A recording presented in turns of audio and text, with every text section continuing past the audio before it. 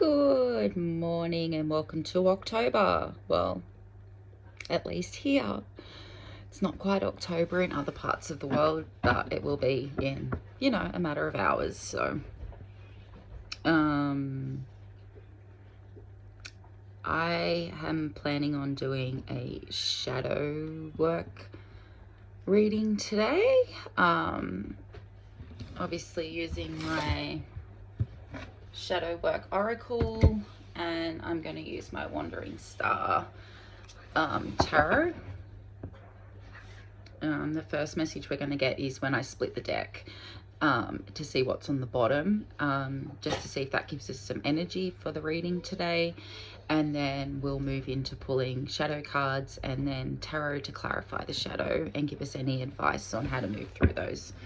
Alrighty, so let me split the tarot deck first and we'll see what energy is on the bottom.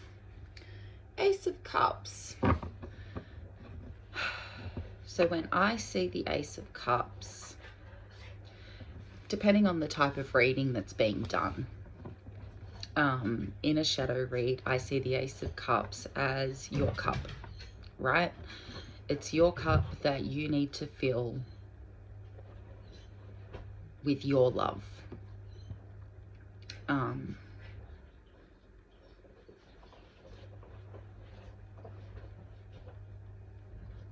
So many of us, when we live in shadow or with our shadows controlling the show,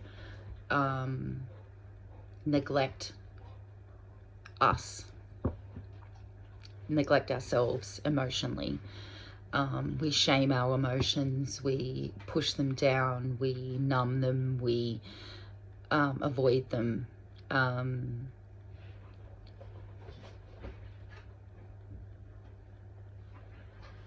And all too often that leads to them manifesting those emotions that we deny, that lack of love we give ourselves, the lack of compassion and empathy that we offer to our own shadows, our own wounds, that we seem to be out there offering other people when it comes to theirs, ends up manifesting in ways within our physical body.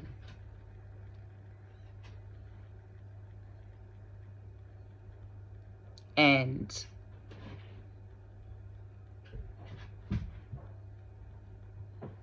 I think that really highlights the importance of allowing our emotions to flow, keep flowing. Energy in motion. It's energy. It needs to stay in motion, right?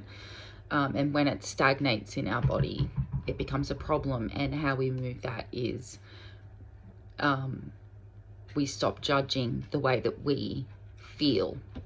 We stop judging the emotions that come up. We instead be their witness, Anyway, sorry, that's a bit of a ramble for bottom of the deck. But let's see what's bottom of the deck for the Shadow Oracle and see whether we can tie it all together.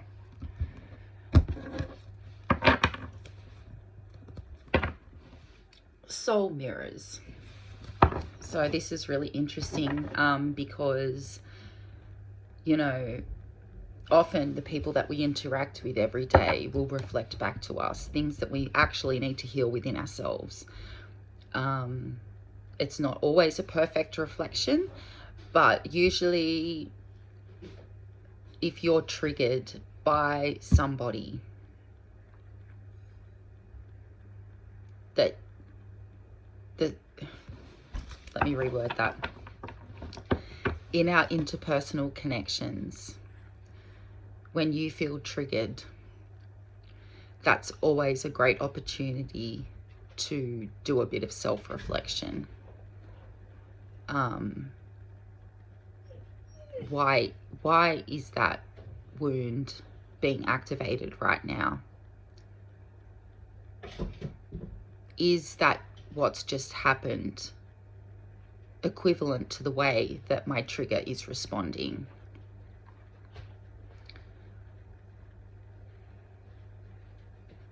Where is the root of that trigger? Where was it birthed? And finding that wound in your inner child, and giving that wound everything that you needed when you were small, that you weren't given. So it's about reparenting yourself in a lot of ways, you know. But yeah, that we do reflect back to each other our own wounds, you know. When we are living in shadow with unhealthy ego running the show, it's very easy to point fingers and call other people toxic and things like that.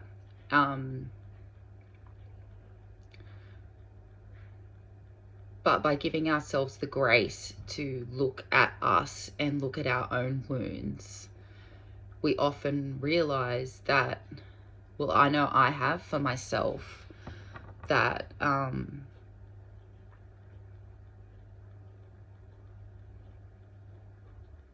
triggers can definitely make us feel like we are back in that original wounding, and they can come out like we are in that original wounding. And it's being able to be really honest with ourselves and say, okay, was that proportional? No?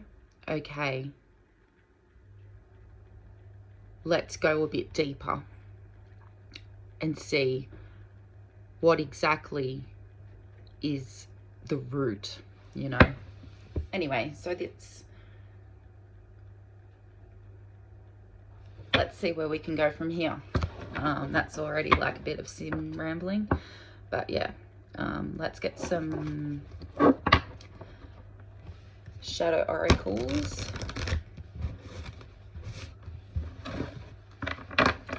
You know, our shadows are really just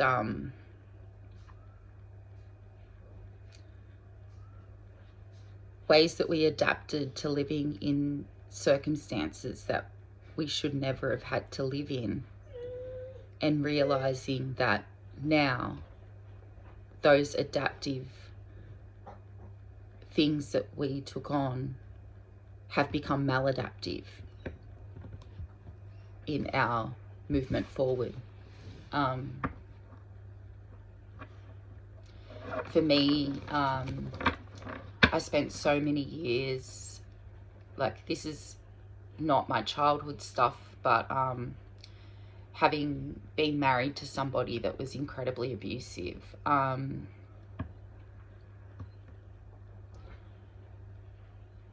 I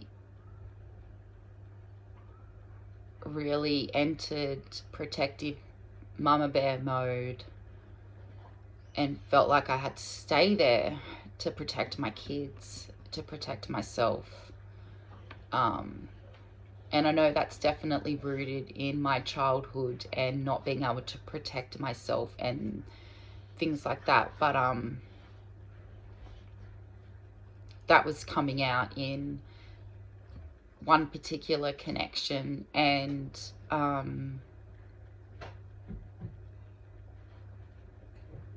you know, I've had to sit with the discomfort of that, because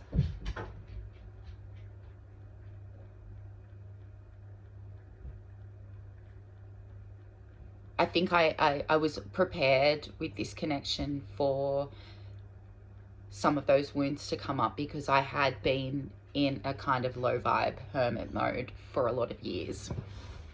Oh, hi Darcy. But I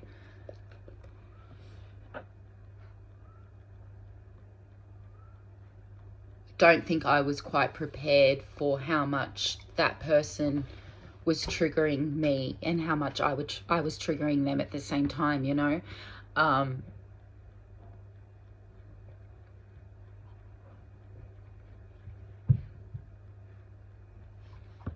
And probably the hardest thing that I've done in a really long time was walk away from that connection. And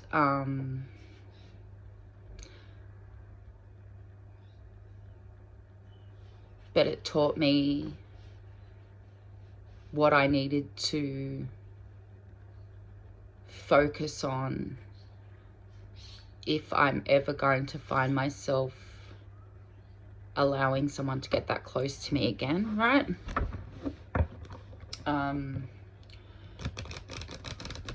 And so since then, I've just been working on showing myself compassion for the space I had to find myself in with my marriage, and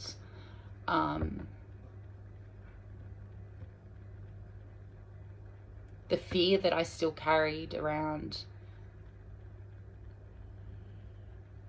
finding myself in that position again.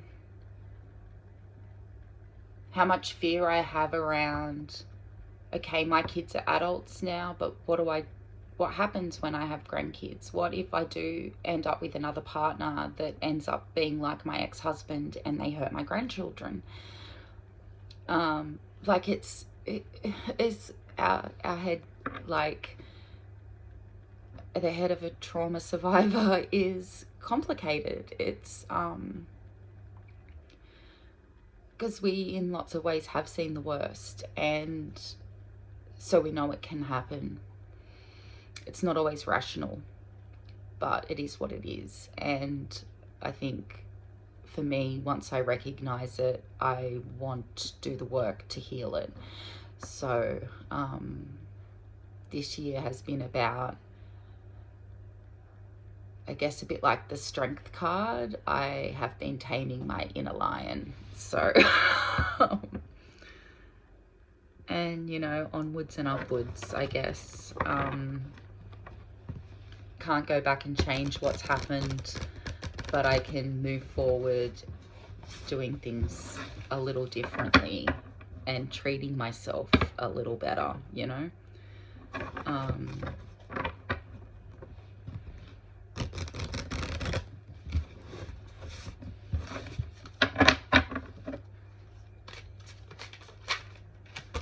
Alright, first card out, unseen patterns, which is what we were just talking about, you know, those things that we take on to adapt and survive as children, even as adults, when we have unhealed childhood trauma and we find ourselves in situations where that childhood trauma is being perpetuated within adulthood, and they become maladaptive coping mechanisms, right? And they're often, we don't see those patterns because they've kept us safe for such a long time that we don't realize they're what's holding us back as well. So yeah, let's see what else comes out.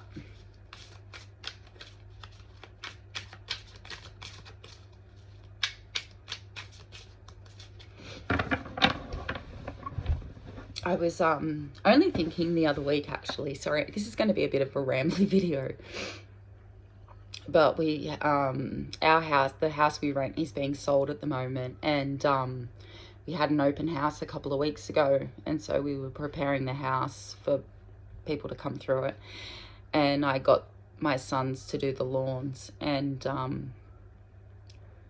one of my sons was getting incredibly frustrated at the whippersnipper, the edger. And, you know, it wasn't proportional. And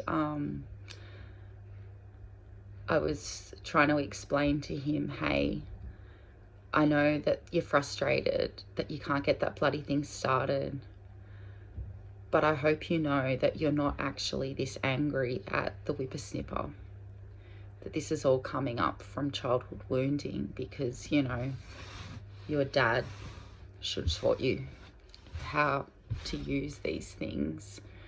You had a mum that had carpal tunnel for years that couldn't use these things because their hands wouldn't allow them to. But you know, I hope you know that this rage that you're feeling right now is actually rage that you suppressed from childhood because of what you were experiencing.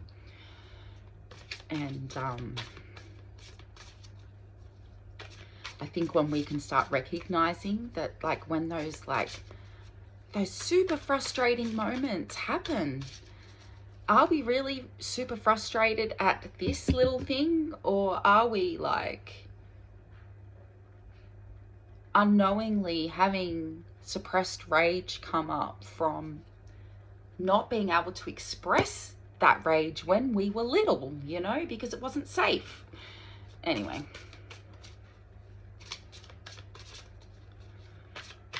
It's nice that I have relationships with my kids where I can, you know, talk about this stuff, because healing has been a huge focus in our household.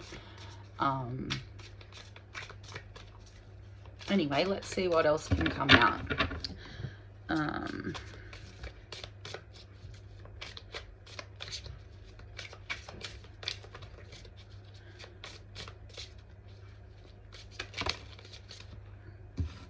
Jumbled thoughts. I think we had that one out last time I did a shadow reading.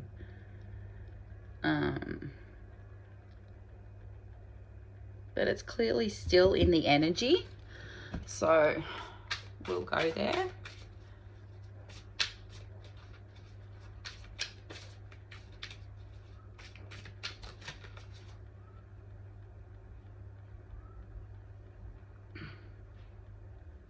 The facing inner demons. I'm pretty sure that came out last time too.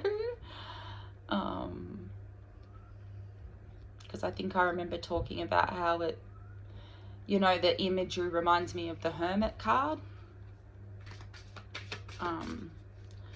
Let's see if anything else wants to come out. But there's like clearly some recurring energy happening here within the collective.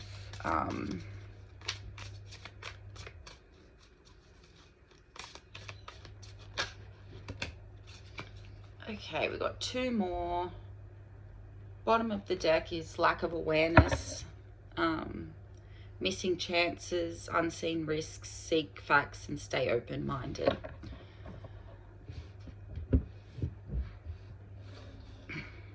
So what I'm taking from that bottom of the deck energy, before I get into these ones, is when we have these unseen bloody hell, my septum jewelry just fell out. But when we have these unseen patterns, right, we're definitely in a state of self-protection,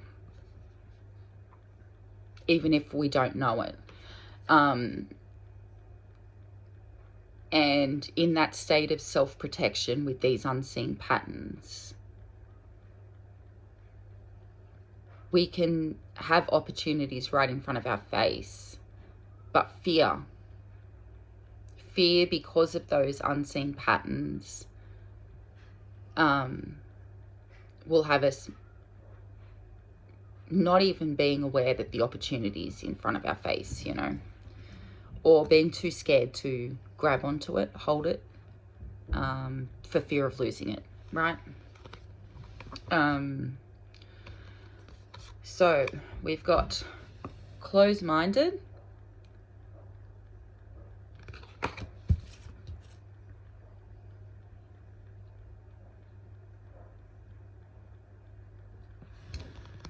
and control issues.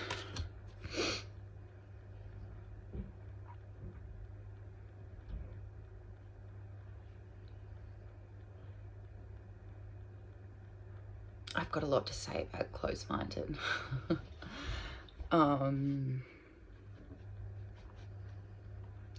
But it's funny because this control issues leads right into unseen patterns, right? Because we're trying to control our environment. I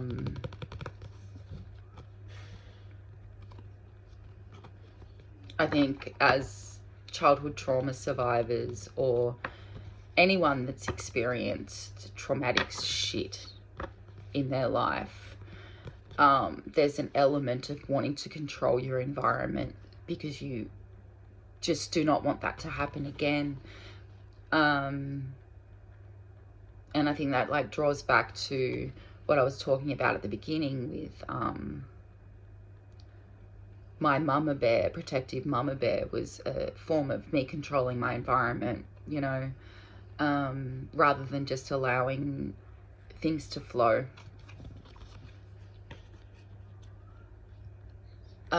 Closed-minded. This is really bringing energy for me of when you don't want to face something, when you don't want to acknowledge the reality of something, you can really shut your mind off to exploring other possibilities, other ways of doing, being, existing. And the fact that these two came out together, it's really the energy for me of that it's a control issue, controlling the information that's in your brain that keeps you feeling safer, that keeps you feeling justified in staying where you are. Yeah. And when I say staying where you are, I'm not saying that everybody can just pull themselves out of the space that they're in. But what I am saying is there are so many things that we don't have control of in this world, that we don't have, that we can feel very powerless in regards to. But one thing that we always have control over is living in our truth, you know, living in our truth, the reality of, excuse me while I put this jewelry back in. Looks like I'm picking my nose, but I'm actually not.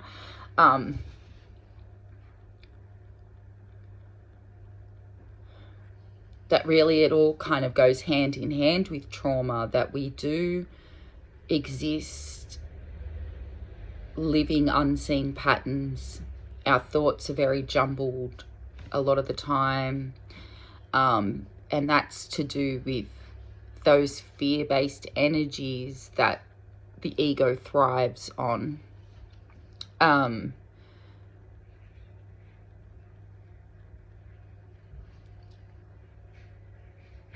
The ego doesn't want us to face our inner demons. The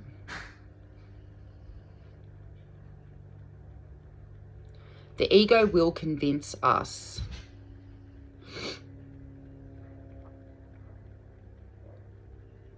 that we're not strong enough, that we don't have enough support, that we don't have the tools, that we don't have the skill, that we don't have, that we're in a deficit, right?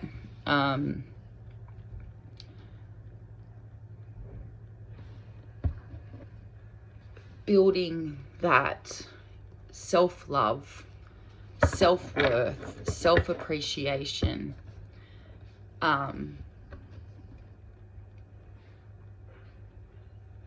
challenges the ego, right? But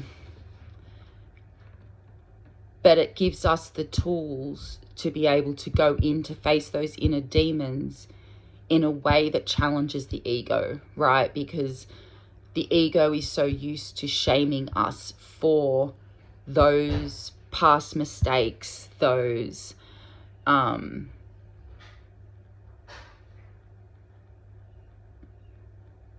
past traumas, the things that have been done to us that we have somehow been led to believe was our fault. Bringing that love back to yourself, as awkward as it feels at the beginning, allows you that space internally to view those past mistakes, actions, traumas with a different lens.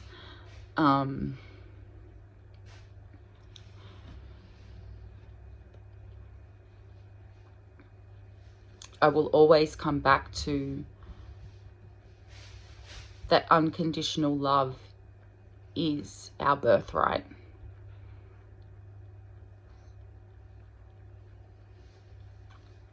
It is our birthright.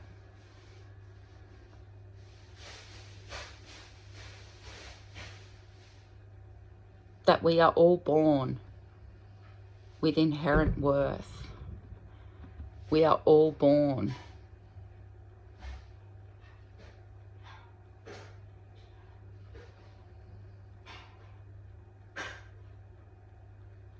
regardless of what our parents, caregivers, society says.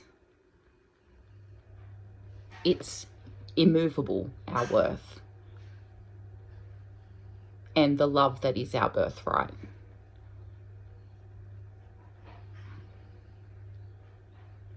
Society would like us to believe that money overrides that love. It doesn't. It doesn't.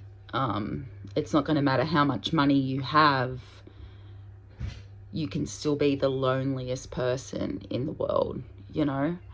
If you don't firstly fill your own cup, and secondly share that love with people around you, you know, create community. But I think it's time for the tarot now. Let's see what advice tarot has for us. Have I got this deck upside down?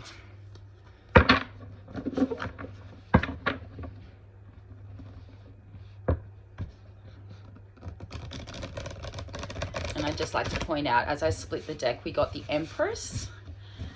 And now the Empress energy is a very nurturing,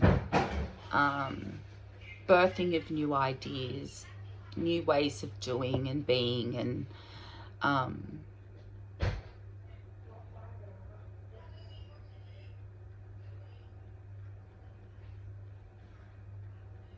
really that's the energy that we need to embody when it comes to our healing, right?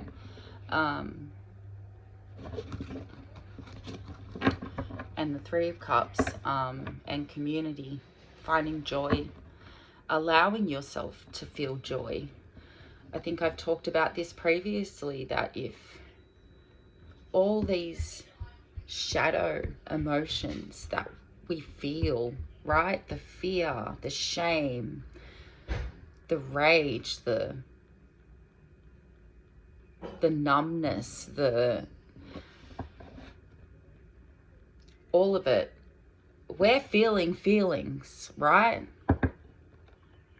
If we are so comfortable in sitting in those deep, heavy feelings,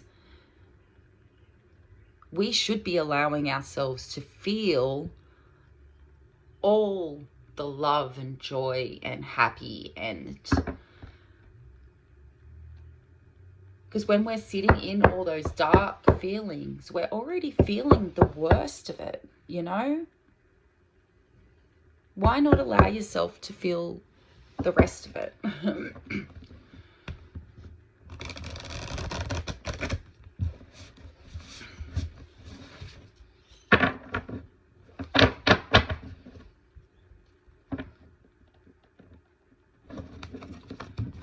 And look, the Emperor on this split, it's saying, you know, take control, action, take action.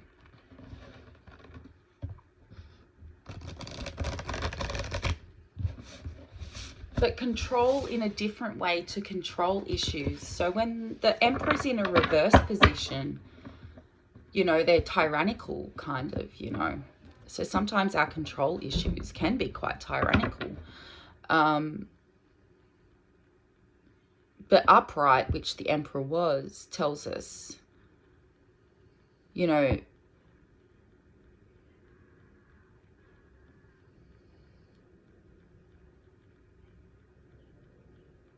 firstly, the fact that both Emperor and Empress came up, it's about finding the balance in those energies. But taking aspects of each to work your way through this, because the Emperor will provide, the Emperor energy will provide a level of stability, right? Leadership. And then the Empress energy is about nurturing, compassion, care,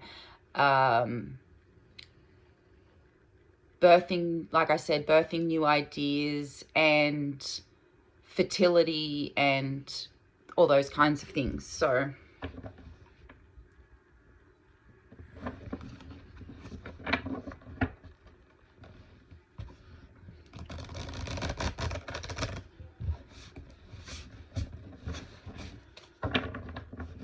all right, let's see what tarot comes out for advice.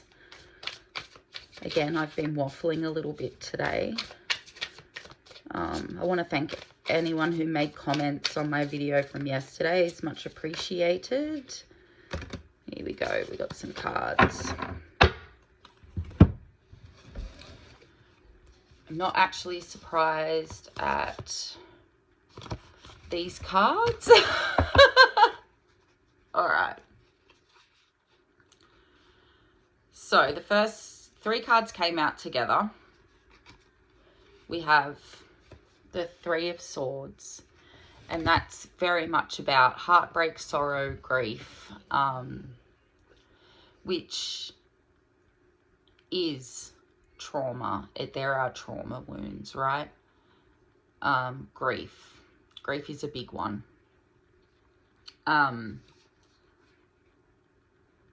10 of Wands is very much about how this heartbreak, this grief, this sorrow becomes a burden. It becomes demanding on us. It overloads us, right? But the good thing about 10s is they also signify the end of a cycle, because the 10 becomes a 1 in numerology, which is a new beginning. So 10s signify endings and new beginnings. So we can look here at this as getting ready to lay the burden down. All right. And then the Hermit is about, which I said this card reminds me of the Hermit.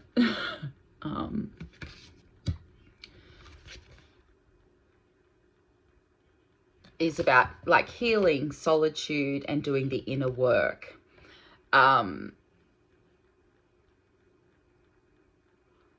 So the tarot is really saying the only way to get through this is to go through it, right?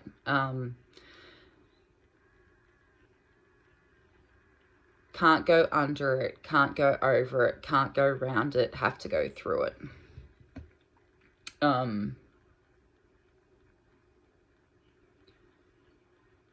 Imagining ourselves as water in a river. And, you know, that water flows no matter what.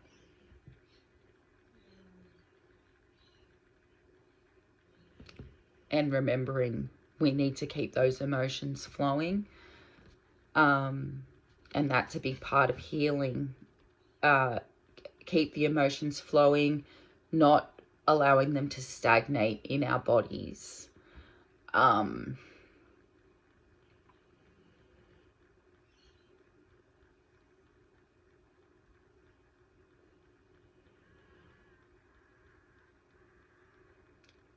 Not allowing ego, or practice, when I say not allowing, practicing detaching ego from the feelings that come up and the thoughts that ego generates when feelings do come up, right?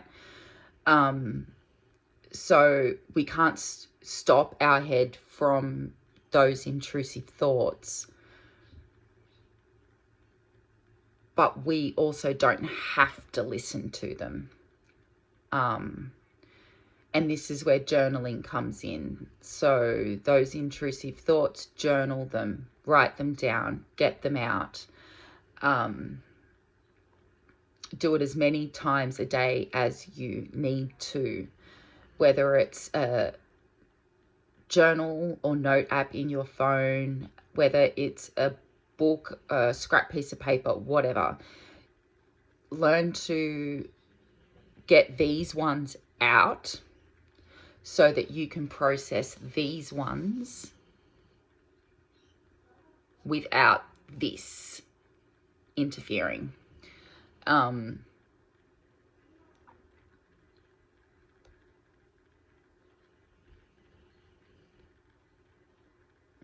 It's about recognizing when a feeling comes up,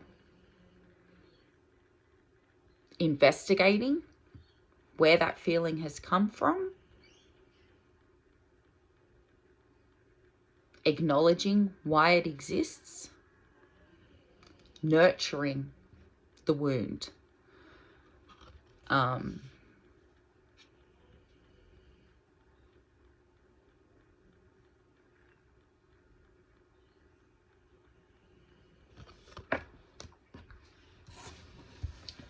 It's about opening our mind to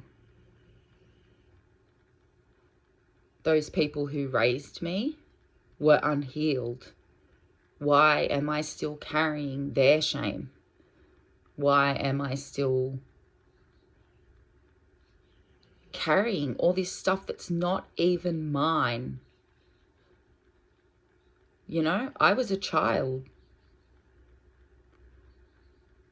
They were the adults.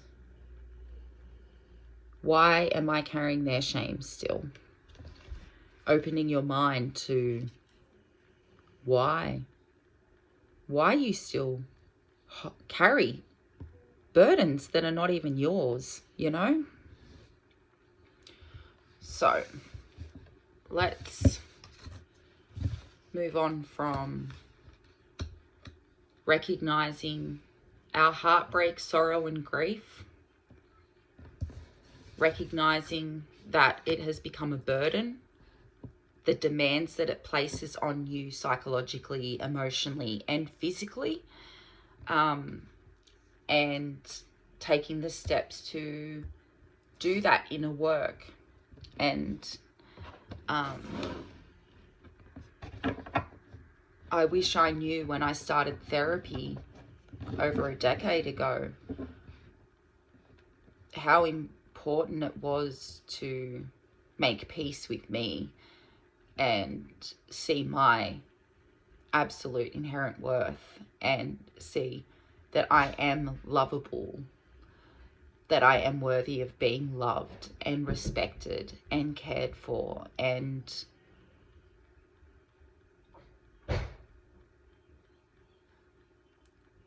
I am worthy of all of those things, regardless of my productivity, my appearance, my gender, my disability status.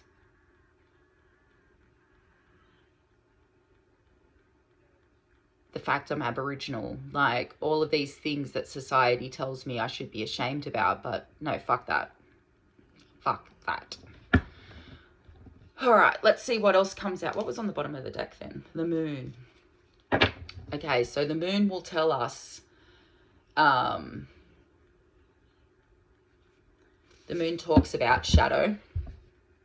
So this is the underlying energy of those three cards that's not seen, which is funny because the moon is often stuff that's not seen with our eyes. But it's very much about our dreams and our intuition and our shadows and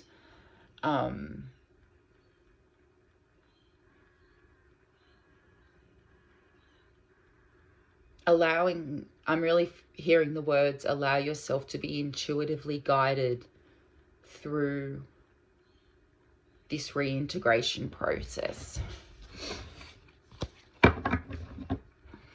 Okay, let's see what else comes out.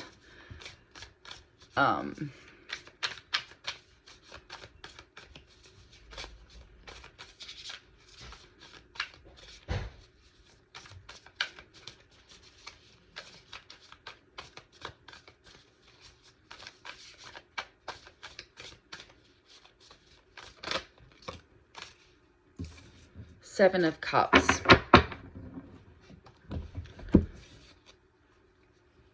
Okay. Seven of Cups is, sevens are a number of change, like 5. The Seven of Cups is about those emotional choices, and can also signify a level of confusion around emotional choices. Like, what's the best thing to choose here? I'm really getting the message of, you know, when making these choices from your emotional body, you know, feeling the feelings that come up when you think about which option to go with. Is it feeding shame? Is it feeding my joy? Is it allowing me to express myself in creative ways? All those kinds of things. Or is it keeping me stuck in places of extreme, and whether it's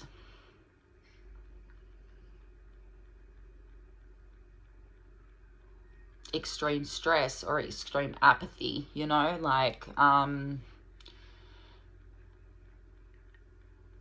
it's the reminder that we all have choice, right? We all have choice, and we can all choose which cup we're going to drink from. But this is really asking, be aware of what the consequences of each of these cups are. Yeah?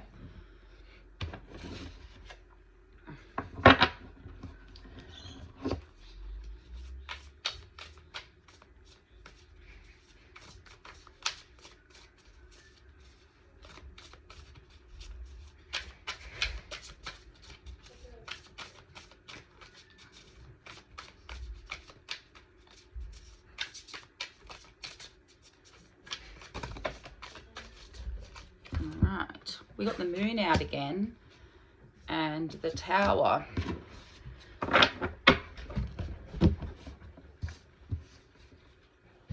Okay, so the tower was first down. So the tower talks about, like, the tower can be like, people can get a bit scared by the tower, but the tower is actually my favorite card in tarot.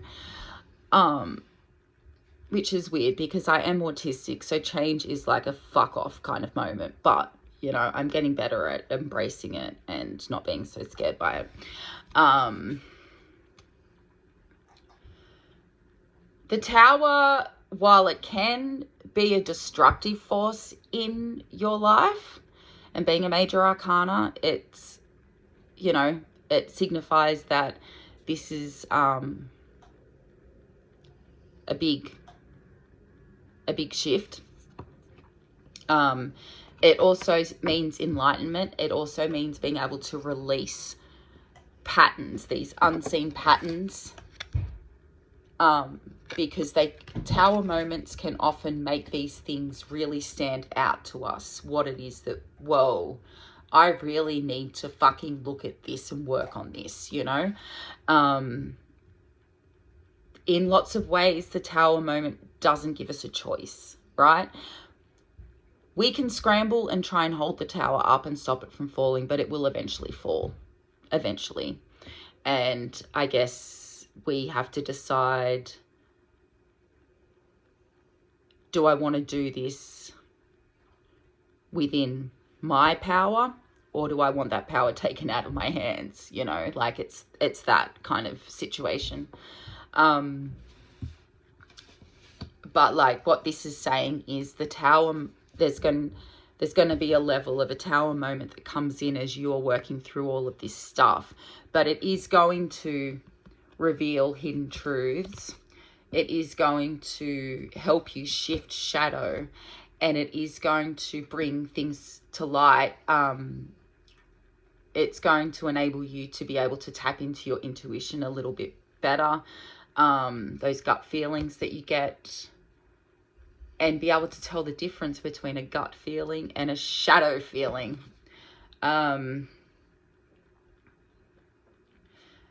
but that some of this illumination is going to come to you in dream states. So whether or not you want to start keeping a dream journal, it's something I actually need to do, but I'm not there yet.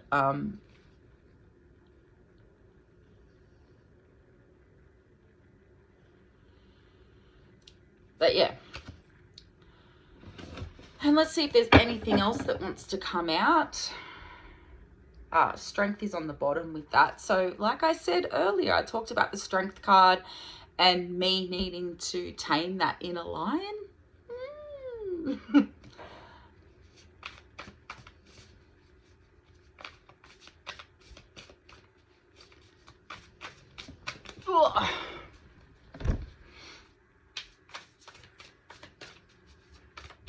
I'm having a wild time at the moment. I'm having to get up every morning and like put water in my hair because I wake up and this part of my hair is standing up like this. It's such a lovely thing having like cowlicks all through your hair. Takes me back to being a kid and my mum getting so frustrated at my hair. I've got them all along the back of my hairline as well. But yeah.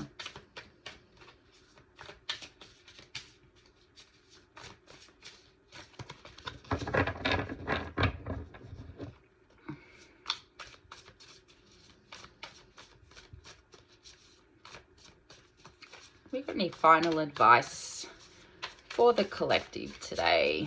Final advice. Page of Pentacles. Okay, and bottom of the deck, Knight of Swords.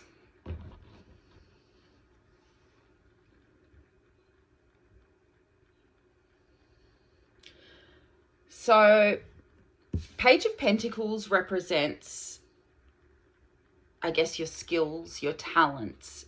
Page of Pentacles are a very grounded type energy. So the message I'm getting from this is your advice is to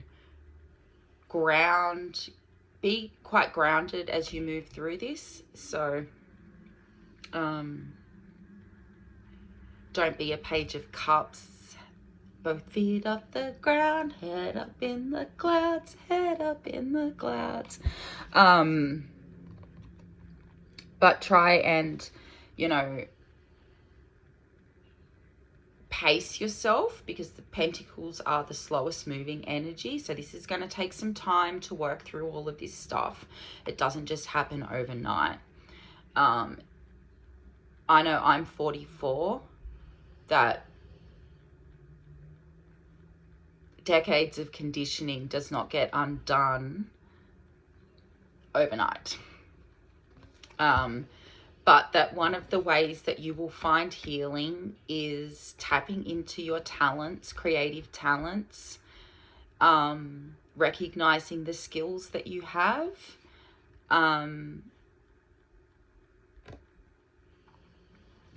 but the energy on the bottom being the Knight of Swords, it's saying that there are going to be highs and lows through this process. I think the important thing is to not judge when we have those lows, right? There's an affirmation I say to myself every day, even whether it's a good day or a bad day.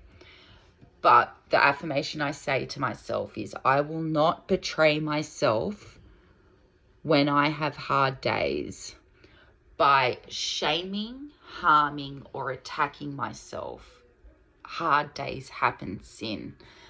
And I remind myself every day that love is my birthright, that my ancestors gifted that to me. I am the embodiment of that unconditional love, and that my job is to manifest more of that love inside me and outside me, right? But the inside me is a very important thing, especially for somebody who has found themselves in reverse Queen of Cups energy, where they are overgiving, to their own detriment, feeling like that they need to prove that, like feeling that I needed to prove that I was worth caring about, worth loving, worth respecting, worth wanting around, you know, to the point where I found myself so freaking burnt out this year. And